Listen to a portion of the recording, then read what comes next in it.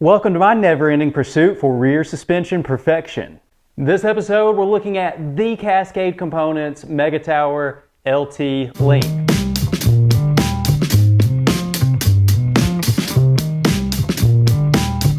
If you're not familiar with Cascade Components, they're based out of Washington State. They have been killing it in developing aftermarket linkages to help modern day mountain bikes achieve better performance. Now, this particular link is for my new Megatower. There have been a lot of naysayers arguing that nobody could do a better job than Santa Cruz or than Yeti or Kona in developing a linkage that could be the most optimal performance for their bike. Now it seems like the conversation is shifting to when are you guys going to develop a link for my particular bike? So for those who don't know, what exactly is the Cascade Link? This is a replacement aftermarket lower link for the Santa Cruz lower link bike. This essentially is the part in the suspension that your rear shock attaches to. And by making subtle changes in the shape of this linkage, Cascade has been able to dramatically alter the performance of the rear suspension. Now, if you follow my channel and this all seems like deja vu, that's because it is. I've already been through this with the Santa Cruz Hightower. The Cascade Link on the Hightower was arguably the best upgrade on that bike.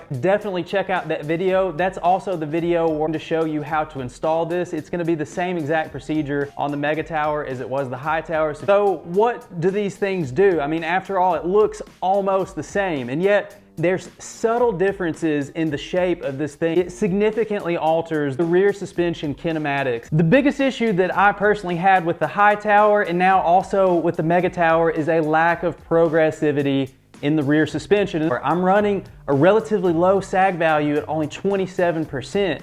And even with that relatively firm spring rate, I'm still having trouble not blowing through the rear travel. That's even with 3 bottomless tokens in the RockShox Super Deluxe. And so Cascade, with their link, aims to increase the progressivity of the rear suspension. Now, as they well describe in their own video, with the aftermarket lower link, they actually increase the leverage ratio in the initial part of the travel, and at the end of the travel, the leverage ratio is about the same. When they increase the leverage ratio in the early or initial part of the travel, that essentially allows you to run a significantly higher air pressure. In fact, you will have to run a higher air pressure just to achieve appropriate sag. But then as the shock goes through its travel, the leverage ratio goes back to approximately the same as what it would be with the stock link. Therefore, with the increased air pressure at that leverage ratio, there's going to be an increase in bottom out resistance. Now, again, my experience with this link on the Hightower is it did exactly that. I was blowing through the rear travel on just medium to bigger hits on the Hightower.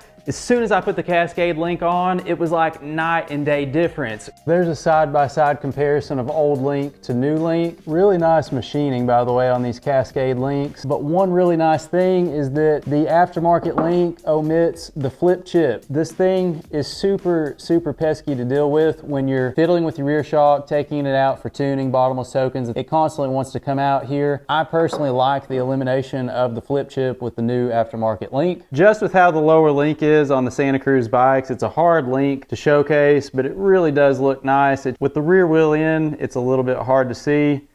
There it is.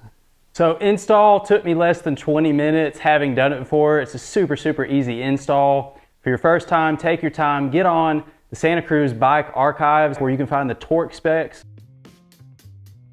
So I've been getting it done on the Megatower with the Cascade LT Link for about 6 months. It's legit. I put in a ton of general trail miles that required lots of pedaling where you would not want to lose any of your pedaling efficiency. I put in a lot of miles on higher speed flow trails that included big jumps. And I've even spent time in big rough terrain like is found at Windrock Bike Park, where the terrain is not only steep and rough but also has some big hits, so you have to have the suspension handling a wide variety of scenarios. In any of these types of riding, I have not found a single scenario where I felt like I would have been better served with the stock Link as compared to the Cascade Link. So my overall impressions with pedaling. With the Cascade Link, I perceive no loss in pedaling efficiency. I haven't noticed any increase in pedal bob. I also haven't noticed any improvement there, but that's not a bad thing because I feel like the VPP out of the box did a really good job with pedaling. Small bump sensitivity. I believe that it's an indirect effect, but for me, the small bump sensitivity was improved with the Cascade LT Link.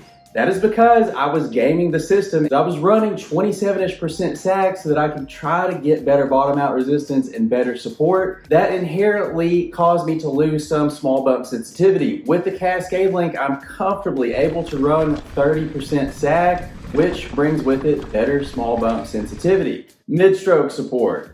This is where the Cascade Link really starts to shine on the Megatower. With the stock Link, when I would dive into berms or when I would go up into jump faces, I would notice a significant amount of wallowing. That would kill my speed as I would try to exit berms. It would kill my pop with jumps as I slammed into the jump faces. With the Cascade Link, problem absolutely solved. I feel like I can slam out of berms and I can charge into jump faces with so much better speed and so much better pop. For me, that may have actually been the most noticeable improvement with the Link. Bottom out resistance. This is what it's all about.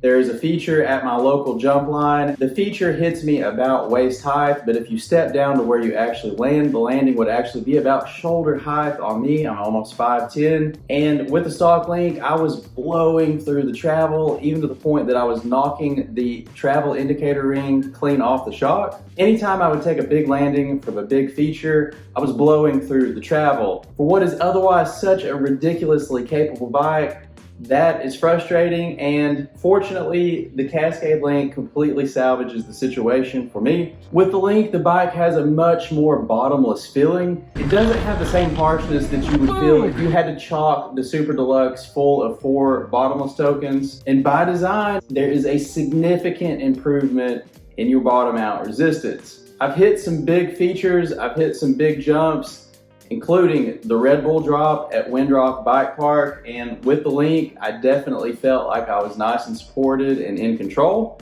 Let's talk about my settings. That's been the most common question that I've gotten since I went through the process of the Cascade Link on the Hightower is what settings are you running? Well, unless you are exactly 150 pounds, you're riding my exact trails in my exact way, I'm not sure that it's the most appropriate thing for you just to sling my exact settings on your bike. For starters, I set the shock up with 30% sag. That's in the range that Santa Cruz recommend, and that is exactly what Cascade Components recommend as a starting point, and it has worked well for me. Pre-Cascade Link, I was having to run about 145 PSI to get me to roughly 30% sag.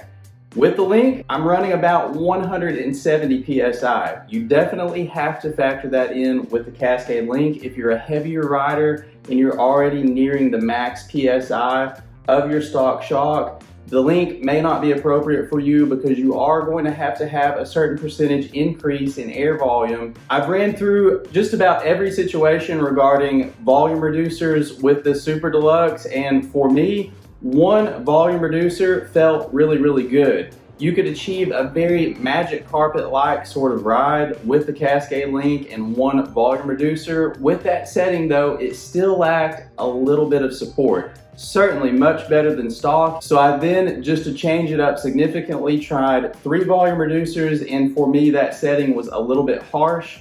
I did run ShockWiz, and ShockWiz actually gave me the best grade with 3 volume reducers in the Super Deluxe. But for me, it just felt a little bit more harsh, even over the small bumps. It certainly had loads of mid-stroke and bottom out resistance. And so for me, the sweet spot at 30% sag is 2 bottomless tokens in the Super Deluxe.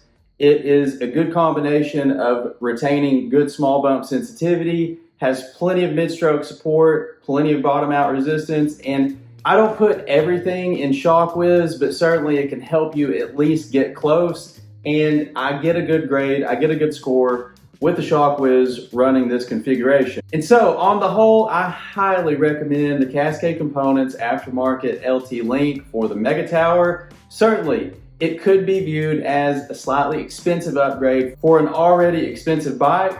That is not a Cascade Components issue. To be frank, that is a Santa Cruz issue. I do hope that they will build in more progression in future iterations. But I think that Cascade have done a phenomenal job in coming in and trying to remedy that and making what is already a ripper of a bike an absolute shredder. So if you're looking to get the most out of your Megatower, definitely give Cascade a very strong look. If you've not done so already, please consider subscribing to the Dr. J MTB YouTube channel. I really appreciate your support. And as always, thanks for watching.